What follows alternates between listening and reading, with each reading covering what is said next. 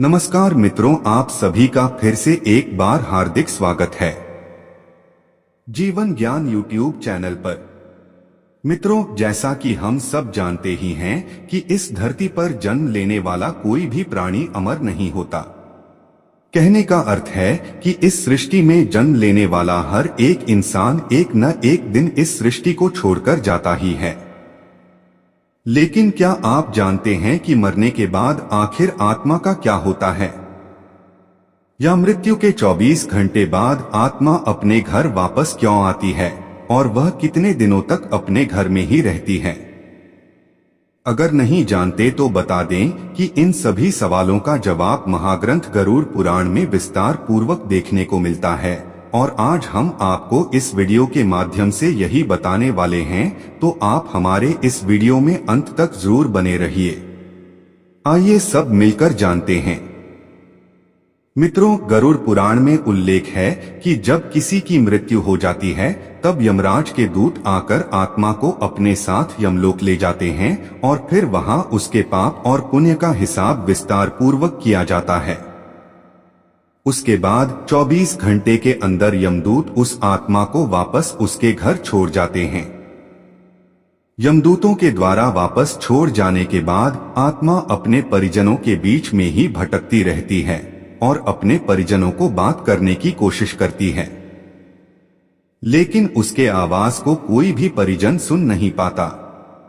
यह सब देखकर मृतक की आत्मा बेचैन हो जाती है और जोर से चिल्लाने लगती है और रोने लगती है।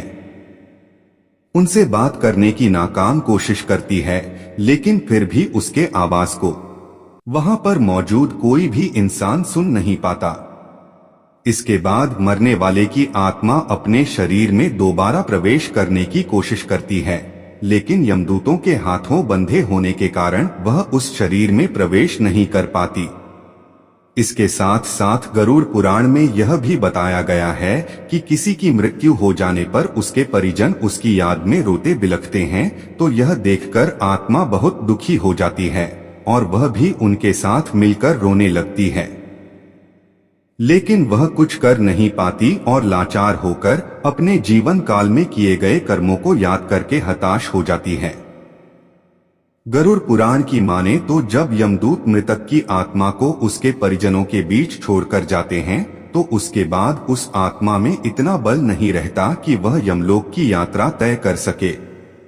गरुड़ पुराण में बताया गया है कि किसी भी मनुष्य की मृत्यु के बाद जो 10 दिनों तक पिंडदान किया जाता है, उसी से मृतक के आत्मा की विभिन्न अंगों की रचना होती है और फिर 11वें और 12वें दिन जो पिंडदान किया जाता है, उससे मृतक की आत्मा के शरीर और त्वचा का निर्माण होता है और जब 13वें दिन 13वीं की जाती है तो उसी पिंडदान से ही मृतक को पूरी शक्ति मिलती है और उसी के चलते वह आत्मा यमलोक की यात्रा तय कर पाती है।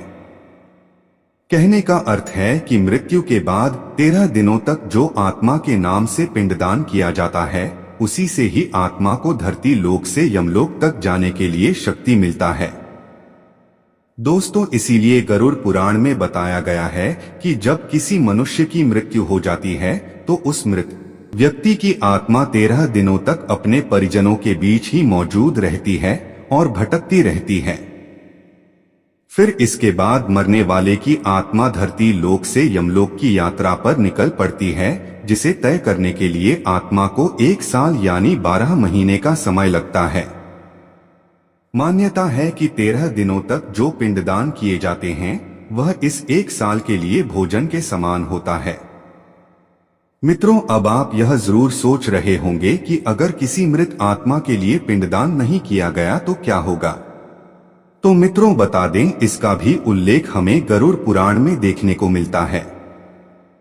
गरुड़ पुराण के अनुसार जिस मृतक आत्मा के नाम से पिंडदान नहीं किया जाता, उसे 13वीं के दिन यमदूत जोर जबरदस्ती करके घसीटते हुए यमलोक लेकर जाते हैं, जिससे मृत आत्मा को यमलोक की यात्रा के दौरान काफी ज्यादा कष्ट झेलने पड़ते हैं।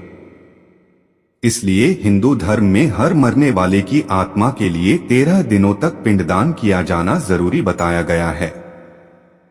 मित्रों, इन सब के अलावा गरुड़ पुराण में यह भी उल्लेख है कि 13वीं के दिन मृतक के परिजनों द्वारा किए जाने वाला भोज अगर कर्ज लेकर किया जाए तो मृत आत्मा को शांति नहीं मिल पाती।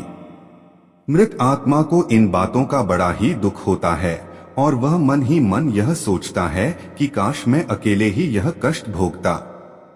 इसके अलावा गरुड़ पुराण में यह भी बताया गया है कि जो मृतक के परिजनों को कर्ज लेकर भोज करने को मजबूर करता है, ऐसे इंसान को मृत्यु के देवता यमराज कभी भी माफ नहीं करते और उसके मृत्यु के बाद उसे कई तरह की सजाएं देते हैं और फिर उसे वापस मृत्युलोक में भेज देते हैं। मित्रों, इसके साथ गरुड़ पुराण में यह भी बताया गया है कि जो व्यक्ति जीते जी पुण्य कर्म करते हैं उन्हें यमदूत 13 दिनों बाद अपने साथ यमलोक ले जाते हैं और ऐसी आत्मा को मृत्यु लोक से यमलोक जाने वाले मार्ग में किसी भी तरह का कोई भी कष्ट नहीं होता। वही इसके विपरीत जो मनुष्य अपने जीवन काल में केवल बुरे कर्म करता है उसे यमदूत पूरे रास्ते कई तरह की यातनाएं देते हुए ले जाते हैं, जिससे पापी आत्मा थर थर कांपने लगता है और बार बार यमदूतों से क्षमा मांगता रहता है। लेकिन यमदूत उस पापी आत्मा को माफ नहीं करते। उसके बाद जब पुण्य आत्मा यमलोक के दरबार पर पहुंचती है तब यमराज उसे स्वयं स्वर्ग लोक भेज देते हैं और वही पापी आत्मा का लेखा जोखा देखने के बाद उसे उसके द्वारा किए गए पापों का सजा भोगने के लिए नर्क लोक भेज देते हैं और सजा पूरा होने के बाद वापस पापी आत्मा को किसी भी योनि में भेज देते हैं। यह योनि 84 लाख योनियों में से कोई भी हो सकता है। तो मित्रों, आज आपने जाना कि आखिर आत्मा अपने घर कितने समय बाद और क्यों वापस लौटती है। आज के वीडियो में बस इतना ही। आपको हमारी जानकारी कैसी लगी आप हमें कमेंट में जरूर बताएं और अपने दोस्तों के साथ भी शेयर जरूर करें और हमारे चैनल को भी सब्सक्राइब कर लेवे। फिर मिलते हैं किसी नए वीडियो के साथ, तब तक के लिए धन्यवाद।